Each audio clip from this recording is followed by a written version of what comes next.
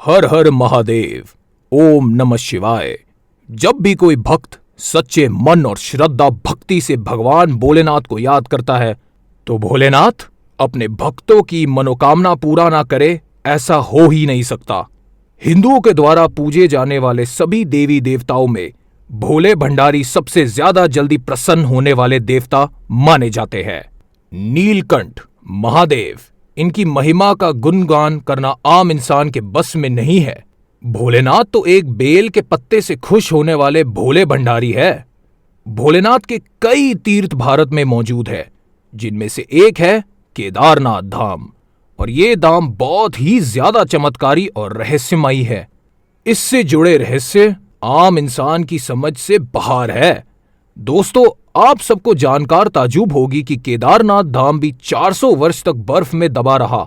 ऐसा क्या हुआ था जो केदारनाथ धाम हिममग्न हो गया?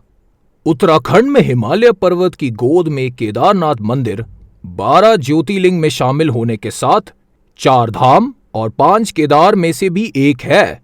यहाँ की प्रतिकूल जलवायु के कारण ये मंदिर अप्रैल से नवंबर माह के मध्य ही दर्शन के लिए खुलता है। पौराणिक कथा के अनुसार हिमालय के केदार शृंग पर भगवान विष्णु के अवतार महातपस्वी नर और नारायण ऋषि तपस्या करते थे। उनकी आराधना से प्रसन्न होकर भगवान शिव प्रकट हुए और ज्योतिर्लिंग के रूप में सदावास करने का वर प्रदान किया। विशाल पत्थरों से कटयूरी शैली से बने इस मंदिर के बारे में कहा जाता है कि इसका निर्माण पांडवों ने कराया था। यहाँ स्थित स्वयंभू शिवलिंग अति प्राचीन है। साथ ही आदि शंकराचार्य ने इस मंदिर का जीर्णोद्धार करवाया था।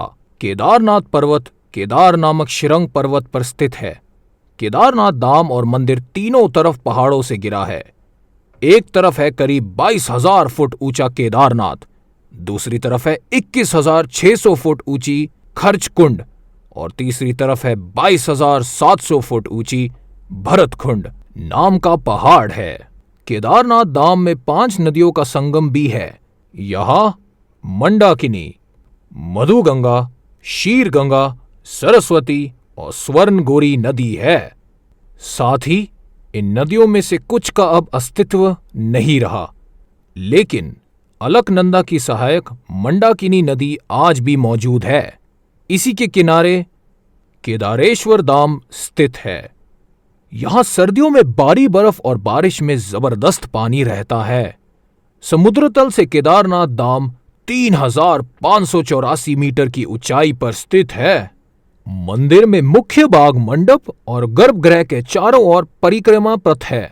बाहर प्रांगण में नंदी बैल भगवान शिव के वाहन के रूप में विराजमान है, जिनकी श्रद्धालु पूजा भी करते हैं। 17 किलोमीटर की ही पैदल यात्रा। आपड़ा के बाद केदार बाबा के धाम की दूरी 3 किमी बढ़ गई है।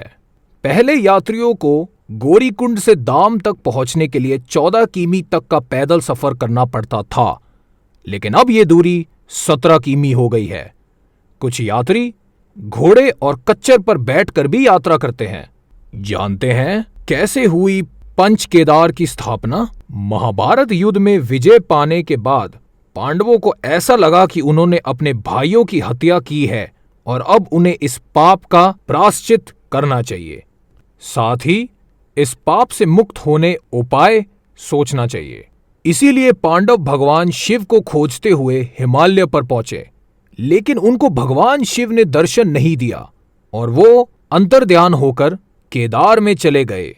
वही पांडवों ने भी हार नहीं मानी और वो भगवान शिव को खोजते हुए केदार तक पहुंच गए। लेकिन शिव भगवान उन्हें क्षमा नहीं करना चाहते थे, क्योंकि पांडवों ने अपने ही भाइयों की हत्या की थी। इसीलिए वे बैल का रूप धारण कर लेते हैं और दूसरे पशुओं के बीच में जाकर छिप जाते हैं, ताकि उनको कोई पहचान ना पाए। रूप बदलने के बाद भी पांडव उनको पहचान गए। भीम ये समझ गया था कि वह स्वयं भोलेनाथ है। अब समस्या थी उन्हें उनके असली रूप में वापस लेकर आना। ये कैसे किया जाए?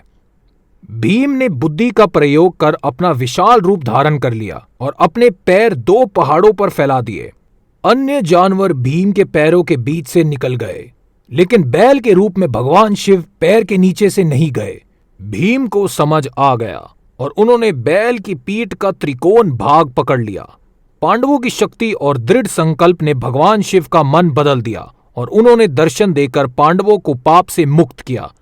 उसी समय से यहां शिवलिंग बैल की पीठ की आकृति के रूप में पूजा जाता है। जब भगवान शिव बैल के रूप में आए तो उनके गढ़ का बाग काठमांडू में प्रकट हुआ, जहां अब पशुपतिनाथ मंदिर है। शिवाजी की भुजाएं टुंगनाथ में, मुख रुद्रनाथ में, नामी मदेश्वर में और जट्टा कल्पेश्वर में प्रकट हुई। इन 4 स्थानों के साथ केदारनाथ धाम को मिलाकर पंच केदार के रूप में पूजा जाता है। मदेश्वर मंदिर। मदेश्वर मंदिर मदेश्वर नदी के मुख के पास के इलाके में स्थित है। समुद्र तल से 3289 मीटर की ऊंचाई पर स्थित इस मंदिर को दूसरे केदार के रूप में जाना जाता है। मदेश्वर मंदिर में भगवान शिव की पूजा नाभि लिंगम के रूप में होती है। मान्यता है कि यहाँ का जल इतना पवित्र है कि इसकी कुछ बूंदे ही मोक्ष के लिए पर्याप्त मानी जाती है। शीतकाल में 6 माह यहाँ पर भी कपाट बंद होते हैं। मदेश्वर जाने के लिए रुद्रप्रयाग जिले में उकीमत तक जाना होता है। रुद्रप्रयाग से बसें और जीपें मिलती है। केदारनाथ की पूजा से पहले इनकी पूजा होती है। टुंगनाथ मंदिर। टुंगनाथ उत्तराखंड के गढ़वाल के रुद्रप्रयाग जिले में स्थित एक पर्वत है। इसी पर्वत पर स्थित है टुंगनाथ मंदिर। ये भोलेनाथ के 5 केदारों में से एक है। यहाँ के बारे में ये भी मान्यता है कि माता पार्वती ने भी शिव को पाने के लिए यहीं पर तपस्या की थी। टुंगनाथ मंदिर समुद्र तल से 3680 मीटर की ऊंचाई पर है। यहाँ भगवान शिव के हृदय स्थल और शिव की पूजा की आराधना होती है। पौराणिक कथाओं के अनुसार कुरुक्षेत्र के मैदान में पांडव के हाथों काफी बड़ी संख्या में नरसंहार से भगवान शिव पांडवों से रुष्ट हो गए।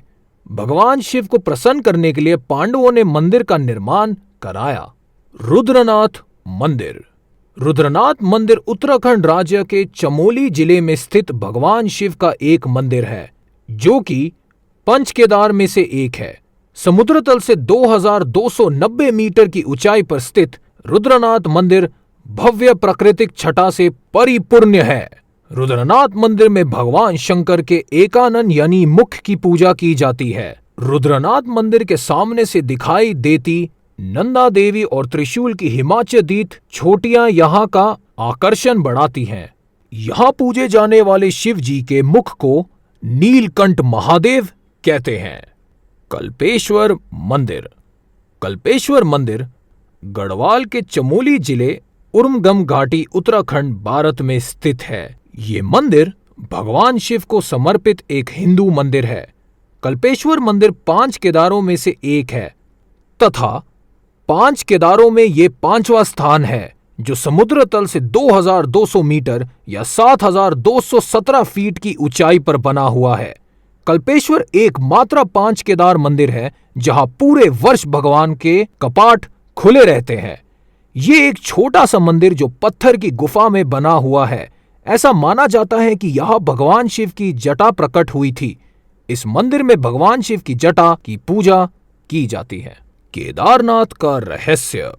जब आप केदारनाथ जाएंगे तो देखेंगे कि मंदिर का निर्माण कटवा के भूरे रंग के विशाल पत्थरों, चट्टानों व शिलाखंडों से किया गया है। इनको जोड़ने के लिए आपस में इंटरलॉकिंग की गई है। केदारनाथ मंदिर समुद्र तल से 22,000 फीट की ऊंचाई पर स्थित है। ये मंदिर 6 फीट ऊंचे चौकर चबूतरे पर बना हुआ है। ये बहुत ही ज्यादा आश्चर्य का विषय है कि इतनी ऊंचाई पर इतने बड़े पत्थरों को पहुंचाना किसी इंसान के बस की बात नहीं थी। तो केदारनाथ धाम का निर्माण कैसे और किस प्रकार किया गया होगा? 400 वर्ष तक हिम में दबा रहा केदारनाथ। पांडवों के बाद इस मंदिर का पुनर्निर्माण आदि शंकराचार्य के द्वारा किया गया था। इसके बाद उन्होंने इसी मंदिर के पीछे समाधि ले ली थी, जो आज तक वहां है। इसके बाद 10वीं से 13वीं शताब्दी के बीच कई भारतीय राजाओं के द्वारा मंदिर का पुनर्निर्माण करवाया गया था, जिससे इसका जीर्णोद्धार हुआ था। वाडिया इंस्टीट्यूट हिमालय के द्वारा किया गया शोध में ये बात सामने आई थी कि 13वीं शताब्दी से लेकर 17वीं शताब्दी तक ये क्षेत्र पूरी तरह से बर्फ से ढक गया था तब लगभग 400 वर्ष तक केदारनाथ मंदिर पूरी तरह से हिम से ढका रहा था। इस कारण भी मंदिर को कोई क्षति नहीं हुई थी। इसके प्रमाण आज भी मंदिर की दीवारों पर देखने को मिल जाते हैं। हालांकि 17वीं शताब्दी के बाद जब हिम का अनुपात कम हुआ तो मंदिर पुनः दृष्टि में आया। इसके बाद से केदारनाथ की यात्रा पुनः सुचारू रूप से शुरू हो गई थी। केदारनाथ के पास स्थित श्री भैरवनाथ मंदिर। केदारनाथ मंदिर से लगभग आधा किलोमीटर की दूरी पर प्रसिद्ध भैरवनाथ जी का मंदिर स्थित है। इसे इस क्षेत्र का क्षेत्रपाल भी कहा जाता है, जो इस मंदिर की सुरक्षा करते हैं। सर्दियों के माह में दीपावली के अगले दिन से केदारनाथ मंदिर के कपाट भीषण बर्फबारी के कारण बंद कर दिए जाते हैं और उसके 6 माह के बाद मई माह में अध्यक्ष तृतीया के दिन खोले जाते हैं। मान्यता है कि इन 6 माह में मंदिर की सुरक्षा का भार श्री भैरवनाथ जी ही संभालते हैं। जो भी बटुकन केदारनाथ मंदिर के दर्शन करने हेतु यहाँ आते हैं, उन्हें पहले श्री भैरवनाथ मंदिर के दर्शन करना अनिवार्य होता है, अन्यथा केदारनाथ की यात्रा विफल मानी जाती है। केदारनाथ में जलती अखंड ज्योत। सर्दियों के माह में जब केदारनाथ मंदिर 6 माह के लिए बंद हो जाता है, तब यहाँ रहस्यमय तरीके से अखंड ज्योत लगातार 6 माह तक प्रज्वलित रहती है। दीपावली के बाद से यहाँ पर भीषण बर्फबारी का दौर शुरू हो जाता है, जिस कारण केदारनाथ भगवान के प्रतीकात्मक स्वरूप को नीचे उकीमत के ओंकारेश्वर मंदिर में स्थापित कर दिया जाता है। इन 6 माह में वहां के स्थानीय नागरिक भी वहां रह नहीं पाते हैं। इस कारण वहां से सभी श्रद्धालु, बटुकन, स्थानीय नागरिक, दुकान वाले, उत्तराखंड सरकार के अधिकारी, इतिहाद सब नीचे आ जाते हैं। 6 माह तक ये स्थल एकदम सुनसान रहता है। वह केदारनाथ धाम जाने के सभी मार्ग भी बंद हो जाते हैं। जब मंदिर के पुजारियों के द्वारा 6 माह बाद केदारनाथ धाम के कपाट खोले जाते हैं, तब भी वहां अखंड ज्योत जलती हुई मिलती है। साथ ही ऐसा प्रतीत होता है कि कल ही यहां किसी ने पूजा की थी। 6 माह तक मंदिर बंद रहने के पश्चात भी ऐसा प्रतीत होता है कि मंदिर की अच्छे से साफ सफाई की गई है। ये केदारनाथ मंदिर के रहस्यों में से सबसे बड़ा रहस्य है। केदारनाथ मंदिर की भीमिशाला। वर्ष 2013 में उत्तराखंड व केदारनाथ में आई भयंकर त्रसादी के बारे में कौन नहीं जानता होगा। उस समय आसमान से इतनी भयंकर मेघ गर्जना व वर्षा हुई थी जितनी संभवतः आज तक ना हुई थी। उस आपदा में लगभग 10,000 से भी ज्यादा श्रद्धालु मारे गए थे। सभी नदियां उफान पर थी व हर जगह भीषण बाढ़ आ गई थी। तब बाढ़ का प्रचंड रूप केदारनाथ मंदिर की ओर भी बढ़ रहा था। केदारनाथ मंदिर के पीछे जो आदि शंकराचार्य का समाधि स्थल था, वह पूरी तरह से बाढ़ में बह गया था। इससे पहले कि बाढ़ का पानी केदारनाथ मंदिर के पास पहुंचता, उससे पहले ही चमत्कारिक रूप से एक विशाल चट्टान पानी में बहती हुई आई और ठीक मंदिर के पीछे रुक गई। इसी चट्टान से टकराकर पानी का बहाव 2 भागों में बट गया और मंदिर के दोनों ओर से आगे निकल गया। आज हम इस चट्टान को भीमशिला के नाम से जानते हैं। जो भी केदारनाथ मंदिर के दर्शन करने जाते हैं, वह इस चट्टान की भी पूजा करते हैं। मान्यता है कि स्वयं महादेव ने मंदिर की सुरक्षा के लिए इस भीमशिला चट्टान को केदारनाथ धाम भेजा था। इन सभी रहस्यों के अलावा एक बात और है जो हम आपको बताना चाहते हैं। दरअसल पुराणों की भविष्यवाणी के अनुसार भविष्य में इस संपूर्ण क्षेत्र के तीर्थ लुप्त हो जाएंगे, जिनमें केदारनाथ व बद्रीनाथ धाम प्रमुख है। पुराणों के अनुसार एक दिन नारायण की शक्ति से पहाड़ों का मिलन होगा व बद्रीनाथ तथा केदारनाथ के मार्ग लुप्त हो जाएंगे। इसके बाद एक नए धाम का उदय होगा, जिसे भविष्य बद्री के नाम से जाना जाएगा।